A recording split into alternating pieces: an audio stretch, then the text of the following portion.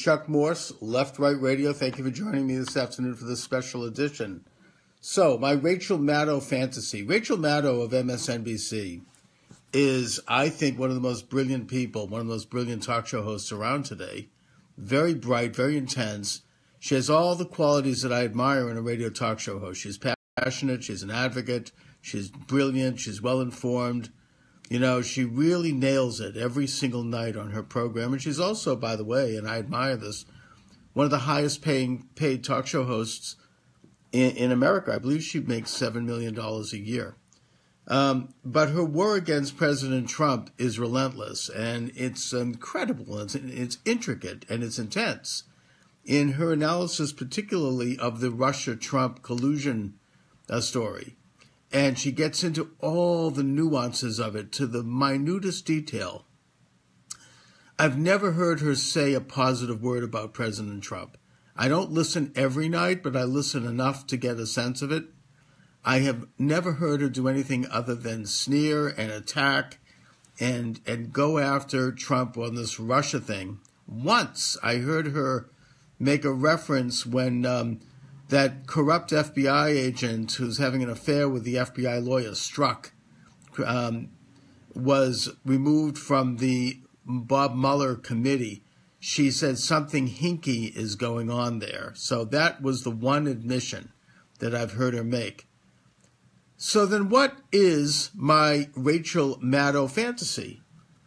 First of all, my fantasy is based on my belief that Rachel Maddow, when all is said and done, is a patriotic American and is someone who knows the score. She knows that this whole Russia-Trump thing is not only a crock of BS, but it's a coordinated attempt by the deep state to literally overthrow the government, to undo the election, because they're out of, for several reasons. Firstly, because they're out of power. People like Brennan and former CIA director and all these other characters, Comey and Mueller and Rosenstein and all the rest of them, that they're the establishment, they're out of power, they crave power, and they want to get back to power, and they're not going to sit back and let that power be usurped by this outsider who actually came in and won and is someone who actually represents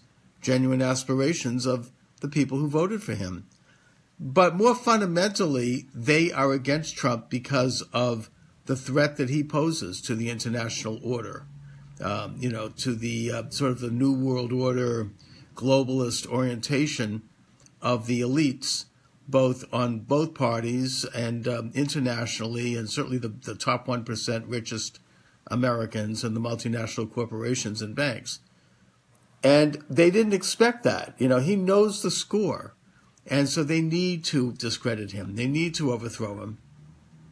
So they keep this damn committee around with Mueller, who's a dirty cop, by the way, and who if you want to check that out, you could look at Louis Gohmert, Representative Louis Gohmert's recent report, Mueller Unmasked, available at the Breitbart website, available at the Hannity website, and elsewhere, where he documents clearly Mueller's career, both as FBI director and also as district attorney here in my own hometown of Boston, Massachusetts, and some of the shenanigans he was involved in there.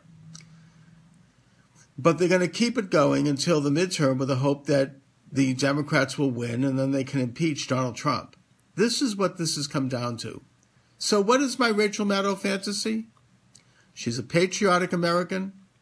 I believe she knows the score. I believe she has the courage to get up on her program, and without telling anyone, and without any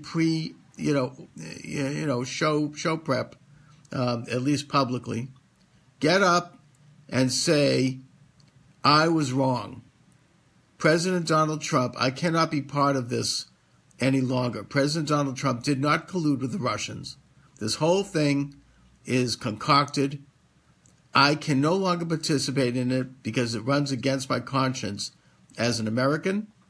While I may hate everything or virtually everything that Trump stands for, we could put a little qualifier there, and while I may hate and oppose all of his policies, or most of his policies, on their merits. And while I intend to continue to criticize those and analyze them as any good American opponent would do, I mean, the loyal opposition, which is the great American tradition, and while I will hope that he's not elected in 2020, and that we have a Democratic, liberal, progressive candidate to come in and beat him at that time fair and square, at the same time, as a loyal American, I recognize that he was elected and that I can no longer participate in this dastardly and un-American conspiracy to literally overthrow the government. And I think if Rachel Maddow does that, it'll be an earthquake. It probably will end her career, because anyone who dares to say anything remotely good about Donald Trump is attacked, death threats, hate mail, boycotts, all the rest. And it's scary. But I believe that she's in a position where she could do it. She may have the courage to do it.